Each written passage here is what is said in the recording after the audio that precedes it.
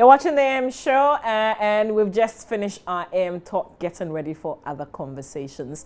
But Maxwell Agbagba's been out and about. Well, this issue of bagging, you know, you've come to a new office and you want to protect yourself. We've all had our says on that. We've had our our guests in studio. Now, what do people out there also think about this issue? So Maxwell Agbagba hits the streets, and here we go with Maxwell and what the people that he met had to say on this. Also, we are told, bagged this office and then also installed some tracking devices on his state vehicle. We are told that he removed the devices from his office when he was leaving, but the tracking device on his vehicle was not removed, and it has generated lots of conversation. We are out here to also ask the nagging questions about the bargain that we've all been talking about. And I want to find out, first of all, from my friends who've joined me here. So what's your name? My name is Edmond Kamiki. Edmond, I know you've been following this issue. First of all, I just want us to all be in the shoes of Inusa Husseini and then the National Youth Authority, former National Youth Authority boss Ras Mubarak. If you find yourself in a sensitive position like that, would you deem it necessary to bag your office? Yeah, I think sometimes people may feel a bit insecure and may want to be sure that they are really secured, of course. So they may want to find ways of doing it. But I don't agree with what they did, of course. I think it's unfortunate that people should put their private security cameras or whatever it is on state institutions. And, of course, the fact that they are no more using them and those things are still there, it's a cause for alarm, and it should not be continued. That's what I think about it. Okay, but if you find yourself in the position of these two gentlemen that I mentioned, yes, would you bag your office? Because, I mean, of course, they were occupying a very sensitive position, especially for Inusa Hussein. Yes. I will not do that, but I would also like to be sure that I am secured, of course. So if the national security is well resourced to be able to protect me in that way, I will be very happy and will resort to them to do that for me. Interesting. I'll come back to you. But sir, what's your name? My name is Thomas Unso. Okay, Thomas, tell me, just like I put you, your friend, I want to ask you also, if you find yourself in that same position, would you do that? Well, personal security is one of the issues we need to look at it. If you at one point in time you feel that your personal security is at stake, there are state institutions empowered by government to protect us. So they need to be involved so that they can even mount such gadgets for us. But if you feel personally that your security is at threat and you mount it without even some officials at your institution knowing, then I think it's unfortunate. Even when someone who had succeeded you in your own party did not even know that such gadget was there, it's unfortunate.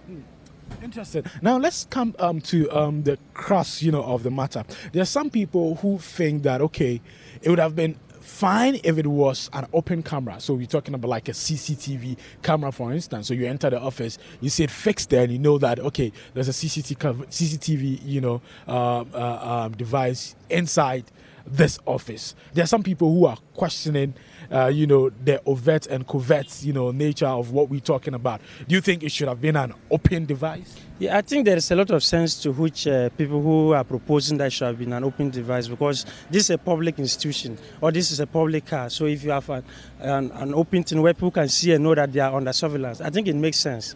Yeah, and I do support those people who propose that it should have been so. But do you? There are a lot of people who are asking questions because they sense something fishy. I mean, they have their own. As a citizen of Ghana, do you have cause to, also suspend it? It's a bit tricky because especially the Inusa Husseini case, where the current minister is trying to fight this galamsey menace that everybody is so alarmed about. And we do know that there are guys out there who may be trying to prevent the process. And now a security device is found in his office, of course. I think it raises concern, and people may feel that it was a way of sabotaging the man through getting some information to do that. So looking at the current, the peculiar situation, it raised that concerns. But looking at it, I feel that, it's a coincidence that, this guy forgot of it there and later it has been found. That's what I think. Well, he feels it's a coincidence. It's let's say it wasn't deliberate. That you think the same thing? Well, I must say that it depends on the situation. For example, if, like the question you posed, if it is covert, that people tend to know that, yes, this device is mounted there, then it means what they intend doing in his absence then wouldn't have happened, of course, because we all know, even the police, for example, drivers tend to, abide by the rules when they see them on the road. But yes, it depends on the situation.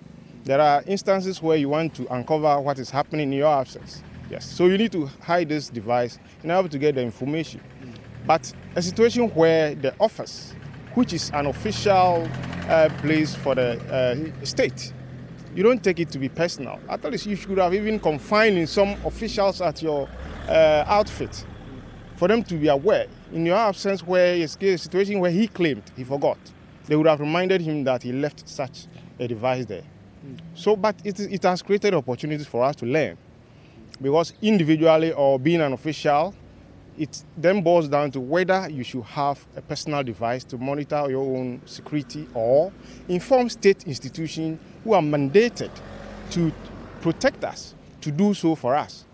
If so, they would have been at this position to either defend the former minister by saying that, yes, we are aware of this, then it is an oversight.